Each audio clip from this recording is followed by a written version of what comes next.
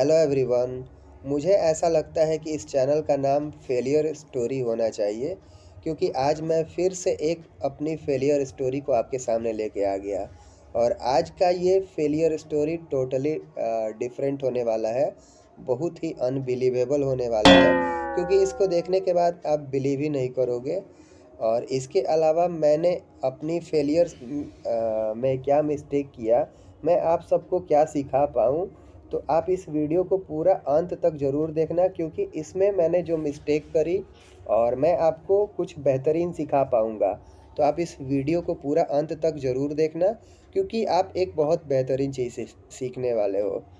इसके अलावा मैं आपसे कहना चाहूँगा कि ये चैनल बहुत ही छोटा है और अभी आपके सपोर्ट की ज़रूरत है। तो आपको हेल्पफुल लगता है तो आप सब्सक्राइब ज़रूर कर सकते हो। अब बिना टाइम वेस्ट करते हुए सीधा वीडियो पे आते हैं। तो बात है एसएससी सीजीएल 2019 की। उस टाइम पे मैंने यूआर से अप्लाई किया था, आप यहाँ पे देख सकते हो। उस टाइम पे मेरा ईडब्ल्यूएस सर्टिफिकेट नहीं बन पाया था। तो जब मैंने अप्लाई किया था, आप यहाँ पे देख पा रहे होंगे, तो मेरे यहाँ पे प्रीलिम्स में 154 स्कोर बने थे। यहाँ पे 124.50 और 154.29 ये मेंस में स्कोर आया था। ये स्कोर ठीक ठाक स्कोर कहा जा सकता है, बट मुझे ऐसा लगता था कि यहाँ पे +20 से 30 मार्क्स और होने चाहिए थे, क्योंकि इस टाइम तक प्रीलिम्स का स्कोर फाइनल मेरिट में ऐड किया जाता था। तो यहाँ पे स्कोर थोड़े से कम थे, पर कोई नहीं। आप सब जानते ही होंगे कि मैं एक साथ अलग अलग एग्ज़ाम की प्रिपरेशन करता था, साथ में आईबीपीएस की प्रिपरेशन करता था, इसके अलावा एसएससी की भी प्रिपरेशन करता था। तो वो मेरा पैरेलल प्रिपरेशन चल रहा था और साथ में मेरा मेंस का भी प्रिपरेशन चल रहा था। तो अब आप आगे जो देखोगे बिल्कुल ही अनबिलीवेबल होगा। अब मैं यहाँ पे बात करता हूँ, थोड़ा सा मैं इसको डिटेल से बताना चाहूँगा। आप देख रहे होंगे कि मेरे मेंस में मैथ में मेरे 93.5 मार्क्स आए थे, जो कि इंक्रीज होके 165 हो गए थे। अप्रॉक्सीमेटली अगर कहा जाए, यहाँ पे अगर देखा जाए, तो लगभग लगभग यहाँ पे 72 मार्क्स इंक्रीज हो गए। यहाँ पे अगर हम ले लेते हैं तो 6.5 और 65, यहाँ पे अप्रॉक्सीमेटली 72 मार्क्स इंक्रीज हो गए। और इतना मार्क्स इंक्रीज हो जाने के बाद नॉर्मलाइजेशन में सिलेक्शन नहीं हुआ। और क्यों नहीं हुआ, इसको मैं डिटेल से बताना चाहूँगा, मैंने क्या मिस्टेक किया और आप इससे क्या सीख सकते हो, तो मैं वो भी बताना चाहूँगा। इसके अलावा आप यहाँ पे थोड़ा सा देख सकते हो कि इंग्लिश में मेरे 148.25 रॉ स्कोर थे, जो कि नॉर्मलाइज होके यहाँ पे 143 हो गए थे। यहाँ पे मार्क्स थोड़े डिक्रीज हुए थे। तो एक चीज़ मैं बताना चाहूँगा कि जब मैथ्स का पेपर चल रहा था, तो शुरू के 1 आवर में, फर्स्ट 1 आवर में मेरा पेपर उतना अच्छा नहीं हो पाया। शुरू के 1 आवर में ही ऐसा लग गया कि पेपर ख़राब हो रहा है, अब तो सिलेक्शन नहीं हो पाएगा। क्योंकि हम लोग प्रीवियस ईयर के ट्रेंड को देखते हैं, किसी भी एग्ज़ाम में प्रीवियस ईयर के कट ऑफ को हम लोग ध्यान में रखते हैं कि इतना स्कोर लाना पड़ेगा, मैथ में 170 180 स्कोर लाना पड़ेगा।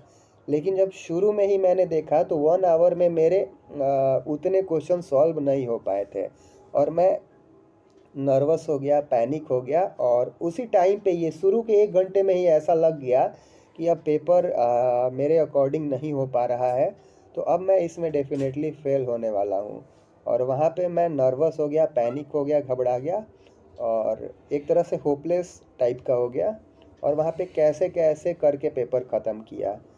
हालांकि इस पेपर में आसानी से 130-40 मार्क्स तो आ ही सकते थे, लेकिन वहाँ पे मैं नर्वस हो गया और चीज़ों को मैं ठीक से मैनेज नहीं कर पाया, क्योंकि शुरू में ही मैं हार मान लिया।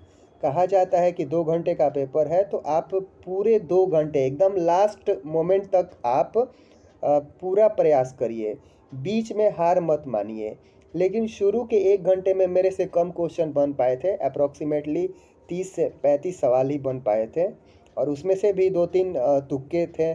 तो वहाँ पे ही मैं पूरा डाउन फील करने लगा कि अब तो पेपर ख़राब हो गया, 170 स्कोर नहीं हो पाएगा, और इस तरीके की चीज़ें दिमाग में चलने लगे और पूरा होपलेस टाइप का हो गया और किसी किसी तरीके से पेपर देने लगा। मतलब तुक्का भी लगाया और बहुत सारा आता हुआ क्वेश्चन, इजी क्वेश्चन भी छूटता गया। हालांकि मैं थोड़ा सा वहाँ पे अगर ठीक से अगर पेपर देता तो 130-40 स्कोर आ सकते थे, लेकिन यहाँ पे मैंने 2 घंटे का पेपर में शुरू के 1 घंटे में ही हार मान लिया, जिसके कारण मेरे 93.5 मार्क्स ही बने, जो कि नॉर्मलाइज होकर के 72 मार्क्स इंक्रीज हो गए।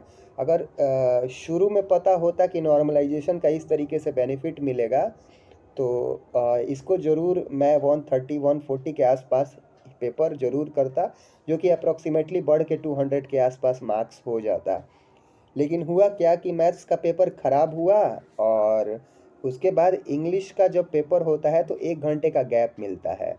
तो मैं मैथ्स का पेपर दे के जैसे ही बाहर निकला और 1 घंटे का जो गैप मिला हुआ था, उसमें मैं बस यही सोच रहा था कि अब तो मैथ्स का पेपर ख़राब हो गया, अब ये एग्ज़ाम नहीं निकल पाएगा।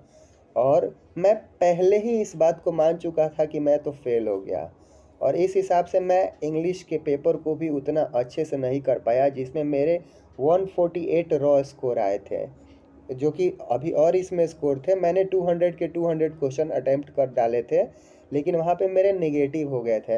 अप्रॉक्सीमेटली मेरे 36 to 40 क्वेश्चन नेगेटिव हो गए थे। तो ये मेरे अगर मैं नहीं करता तो 158 से 160 के आसपास मेरे स्कोर हो जाते, लेकिन नेगेटिव सबका होता है। लेकिन मैंने मन में ही सोचा था कि मेरा मैथ्स का पेपर ख़राब हो गया है तो इंग्लिश में पूरा अटेम्प्ट करना है, कोई भी सवाल छोड़ना नहीं है, चाहे वो आए या मत आए।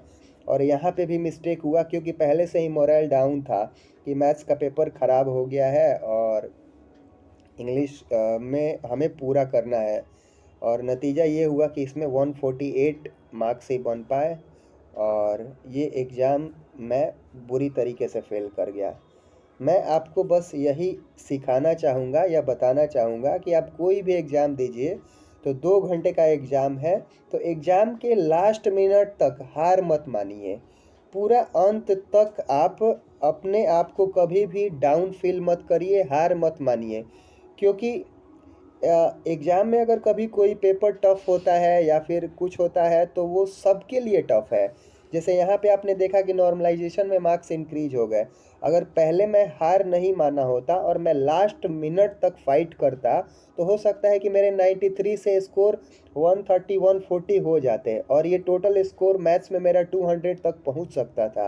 लेकिन मैंने वहाँ पे मिस्टेक किया कि मैंने पूरा एग्ज़ाम ख़त्म होने से पहले ही अपने आप को वहाँ पे हार मान लिया कि मेरा तो मैथ्स में 170-180 स्कोर हो ही नहीं पाएगा। तो मैं आपको बस यही बताना चाहूँगा कि चाहे आप कोई भी एग्ज़ाम दे रहे हो, प्रीलिम्स दे रहे हो, मेंस दे रहे हो, आप 2 घंटे का एग्ज़ाम है तो एकदम लास्ट मिनट तक आप हार मत मानिए। हाँ, आप एग्ज़ाम दे के निकलिए तो उसके बाद आप सोच सकते हो, लेकिन उस एग्ज़ाम टाइम में बिल्कुल हार मत मानिए। ऐसा करने से हम घबरा जाते हैं, पैनिक हो जाते हैं, नर्वस हो जाते हैं, और नर्वस होने के कारण हमारा इजी क्वेश्चन भी गलत हो जाता है। अगर कोई क्वेश्चन टफ है तो वो सभी के लिए टफ है, उसका नॉर्मलाइजेशन में बेनिफिट मिल जाएगा। इजी है तो सबके लिए इजी है। बस हमें 2 घंटे तक पेपर अच्छे से मन लगा के देने हैं, और ये चीज़ मैं नहीं कर पाया, जिसके कारण मैं ये CGL 2019 फेल कर गया। और आई होप कि मैं आपको कुछ सिखा पाया। अगर आपको ये हेल्पफुल लगता है देन आप सब्सक्राइब कर सकते हो। मिलते हैं अगले वीडियो में।